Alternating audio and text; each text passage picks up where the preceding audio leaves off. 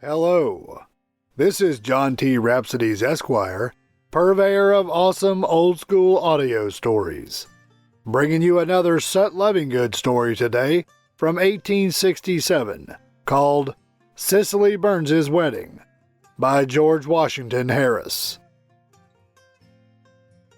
George Harris walked the earth, or as Sut would say, the yeath, from 1814 to 1869. Mostly in East Tennessee. In 1867, Harris published a book titled Sut Lovingood, Yarns Spun by Natural Born Durn'd Fool, containing 24 stories involving his crazy-like-a-fox rural Appalachian character, Sut Lovingood, who was based on a friend Harris made while surveying copper mines, named William Sut Miller. And now, hear the words of old. Sicily Burns' Wedding, from 1867, by George Washington Harris. "Hey, George!" rang among the mountain slopes. And looking up to my left, I saw Sut Lovingood tearing along on his horse down a steep point, heading me off in a long kangaroo lope, holding his whiskey flask high above his head and his hat in hand. He brought up near me, banteringly shaking the half-full flask within an inch of my face. "Where are you going, George? Here, take a swig from this here flask. I cotch it myself hot this morning from the stillworm. There's nary a dern bit of strychnine in it. I put that piece of burnt dried peach in myself to gin it color. Better than old Parson Bullen's plan. He puts in tan ooze in the whiskey he sells, and when that ain't handy, he uses the red water out of a pond just below his barn. It makes a powerful natural color, but don't help the taste much. Then he corrects that with red pepper. It's an awful mixture, that whiskey old Bullen makes. No wonder he's seed hell serpents. He's poisoned nigh unto 3/4 of the believing parts of his congregation with it, and the other quarter he sot into rough stealing and cussing. If his whiskey still don't burn down, or he peg out hisself, the neighborhood is ruinated a past salvation. Ain't he the derndest sample of parson you ever seed anyhow? Say, George," Sut continued, "do you see these here well poles what I use for legs? You see 'em, don't you?" "Yes," I said. "Very well. I passed them past each other the other day, right pert. I put one out ahead just so, and then the other about 9 feet ahead of it again just so, and then kept on a-doing it. I'll give you leave to go to the devil half-hammin' if I didn't make fewer tracks to the mile and more to the minute than were ever made by any human man-body since Bark Wilson beat the saw log from the top of the Frog Mountain into the Oconee River and dove and dodged it at last. I have always looked onto that performance of Bark's as wonkled in history. Always giving way to Daddy's hornet race, however." Sut paused for a moment and then continued. "George, every living thing has its point, a point of some sort. Old Parson Bullen's point is a dern first-rate, 3-bladed, double-barreled, waterproof hypocrisy and a never-tiring appetite for bald-faced lies. Sicily Burns' point is to drive men folks plumb crazy, and then bring 'em to again. Give 'em a real New Orleans fever in 5 minutes, and then in 5 minutes more give 'em a Florida ague. Dern her, she's down on her heels flat-footed now. Daddy's point is to be the king of all durned fools. Ever since the day of that feller Joseph, what cribbed up so much corn down in Egypt, long time ago. He run out of his coat, you minds. The Bible tells us who were the strongest man, who were the best man, who were the meekest man, and who the wisest man was, but leaves you to guess who were the biggest fool. Well, any man what couldn't guess after reading that scrimmage with a woman about that coat ain't got sense enough to run into the house if it were raining dead cats, that's all. Mama's point is in kitchen insects, baking hoe cakes, boiling greens, and running bare-legged. My point is in taking aboard big scares and then beating anybody's horse or scared dog a-running from under them again. I used to think my point and Daddy's were just the same, sulky, unmixed king durned fool. But when he acted like a horse and mistook horseflies for hornets, I lost heart. Never mind when I gets his experience, I may be king fool. But yet, great golly, he gets from bad to worse monstrous fast. Now, if a feller happens to know what his point is, he can always get along, somehow, provided he don't swear away his liberty to a temperance society, live too far from a stillhouse, and too nigh a church or a jail. Well, them's my sentiments on points. And here's my sentiments onto folks. Men were made on purpose just to eat, drink, and for staying awake in the early part of the nights. And women were made to cook the victuals, mix the spirits, and help the men do the staying awake. That's all and nothing more, unless it's for the women to raise the devil atwixt meals, and knit socks atwixt drams, and the men to play short cards, swap horses with fools, and fight for exercise at odd spells. George, you don't understand life yet, scarcely at all. You got a heap to learn, a heap. But about my swapping my legs so fast, these here very pair of legs. I had got about a fox squirrel skin full of boiled corn juice packed under my shirt, and under my hide too, I might as well add, and were aiming for Bill Carr's place on foot. That's where I stays sometimes, you know. When I got in sight of old man Burns's house, I seed nigh unto 50 horses and mules hitched to the fence. Darnation! I just then thought of it. It was Sicily's wedding day. She married old Clapshaw, the circuit preacher writer. The very same feller whose faith gin out on him when he met me riding by a little while back, sending sody powder foam all over creation for my mouth, nose, and ears that Sicily done to me. You know, circuit riders are suggestive fellers to me. They preaches against me, and I have no chance to preach back at 'em. If I could, I'd make the institution behave itself better than it does. They has some wonderful points too, though, George. But there are two things nobody ever seed. One is a dead mule, and the other is a circuit rider's grave. The reason is that he-mules all turn into old-field schoolmasters, and the she-mules all turn into strong-minded women, and then when their time comes, they dies sort of like other folks. And the circuit riders ride until they marry. If they marries money, they turns into storekeepers, swap horses, and stays away from collection Sundays. Them what marries and by some awful mistake misses the money, why, they just turns into politicians, sells oil well stock, and dies sort of in the human way too. But about the wedding. Old Burns had a big black and white bull with a ring in his snout and the rope tied up around his horns.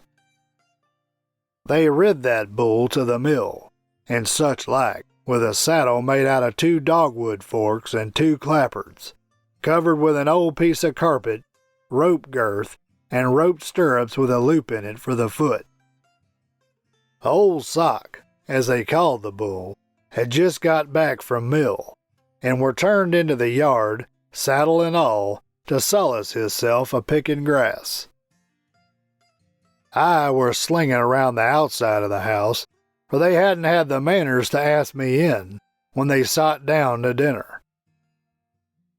I were powerfully hurt about it, and happened to think about the sody powders that Sicily had given me, fooling me into thinking they were love powders a while back. So I got in a watching for a chance to do something back to her. I first thought I'd shave old Clapshaw's horse's tail, go to the stable and shave Sicily's mare's tail, and then catch old Burns out and shave his tail too.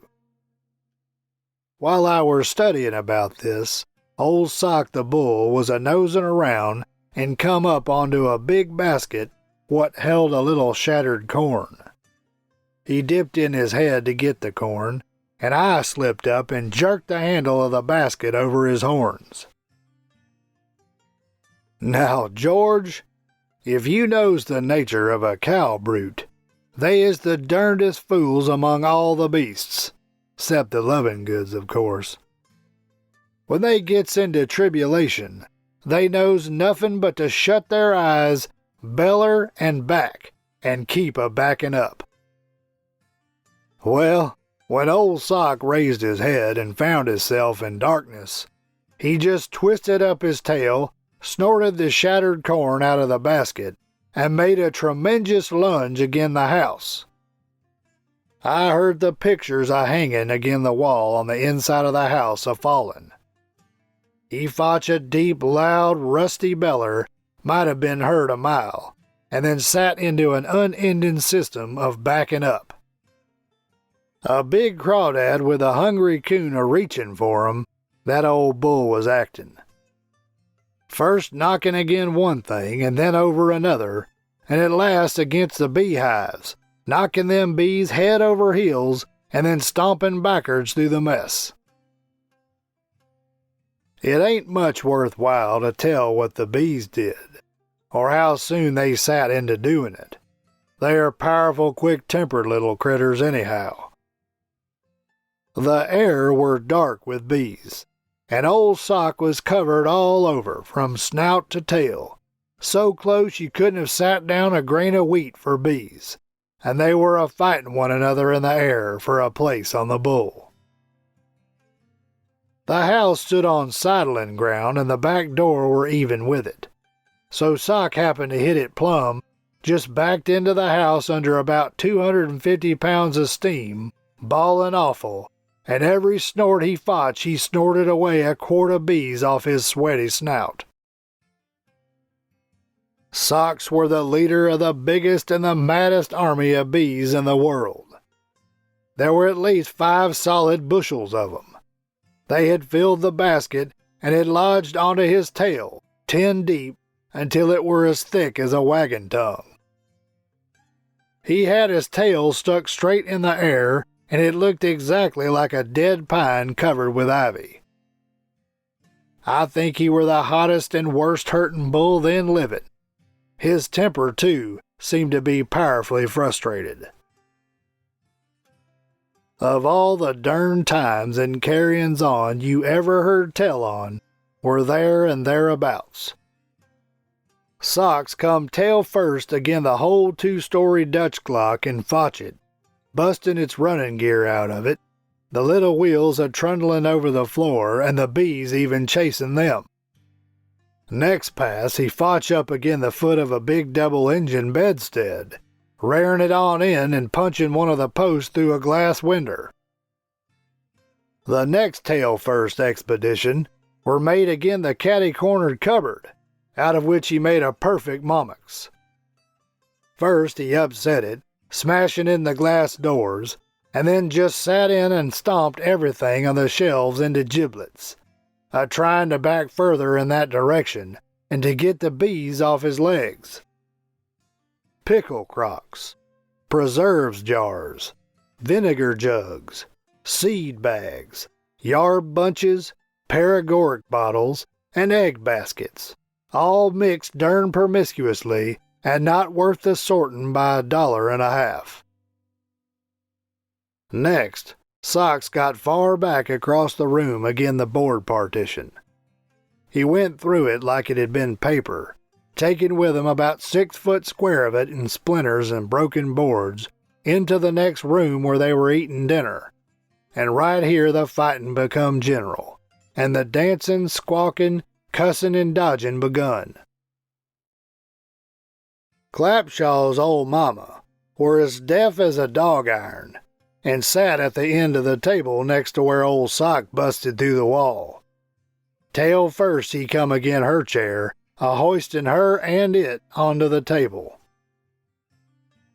Now the smashing of the table and the mixing of victuals begun.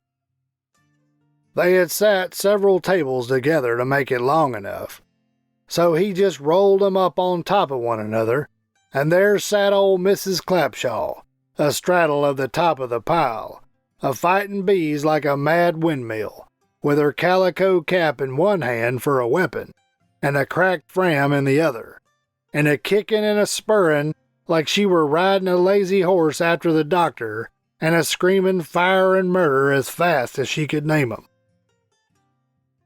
Taters and cabbage, meat, soup and beans, sop, dumplings and the truck what you wallers 'em in, milk, plates, pies, puddings, and every darn fixin' you could think of in a week were there, mixed and mashed like it had been through a thrashing machine.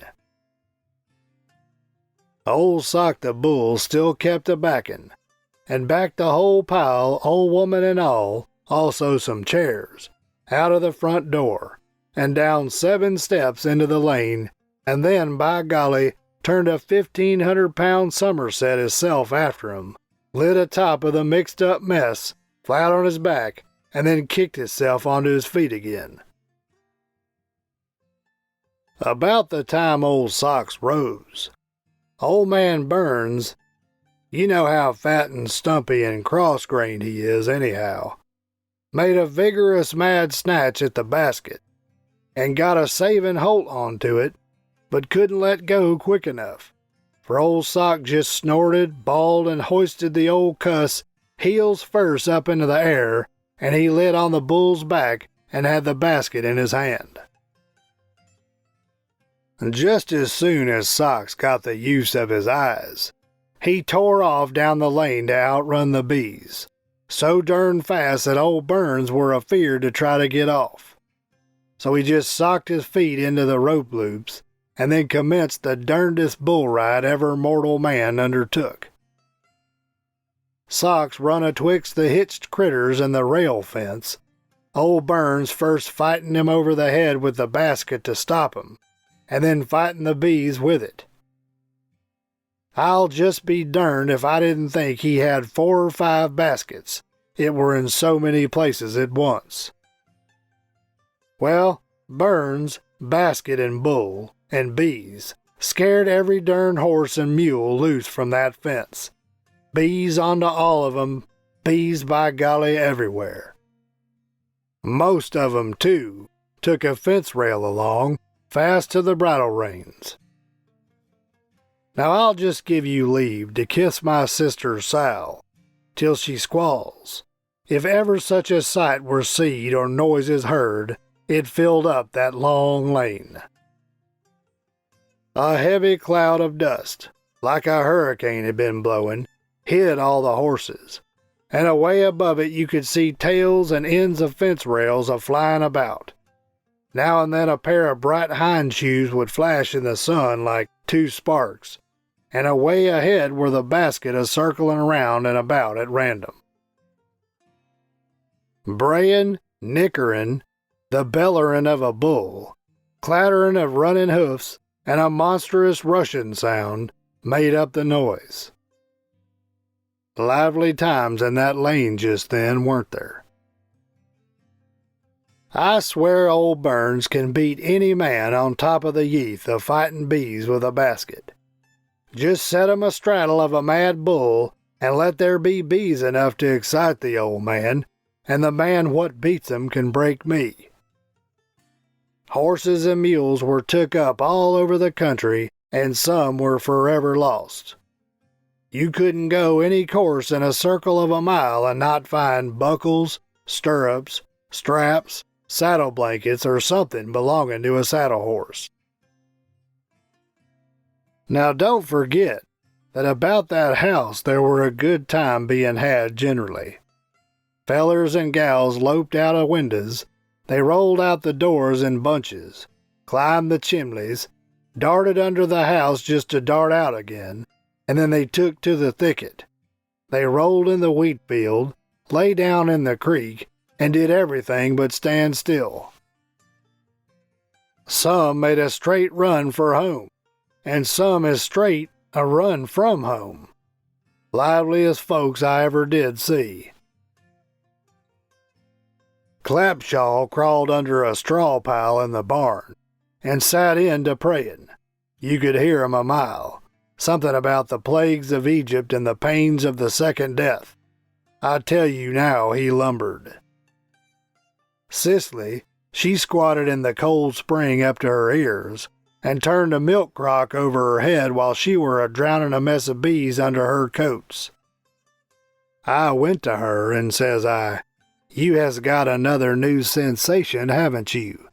Referring to what she told me when she give me those fake soda love powders. Says she, "Shut your mouth, you cussed fool." Says I, "Powerful searching feeling bees give a body, don't they?" "Oh, lordy, lordy, Sut, these here abominable insects is just burning me up." "Give 'em a mess of sody powder," says I. "That'll cool 'em off, and scare the last darn one off the place." She lifted the crock so she could flash her eyes at me, and then said, "You go to Helvetia," just as plain. I thought, taking all things together, that perhaps I might as well put the mountain atwixt me and that farm, and I did it. There weren't a woman or a gal at that wedding, but what their frocks and stockings were too tight for a week for being swelled up. Bees are worse on women than men anyhow. They have a fairer chance at 'em. Next day I passed old Hawley's, and his gal Betts were sitting on the porch with a white handkerchief tied around her jaws. Her face were as red as a beet, and her eyebrows hung way over heavy. Says I, "Had a fine time at the wedding, did you?" "You must be a durned fool," were every word she said.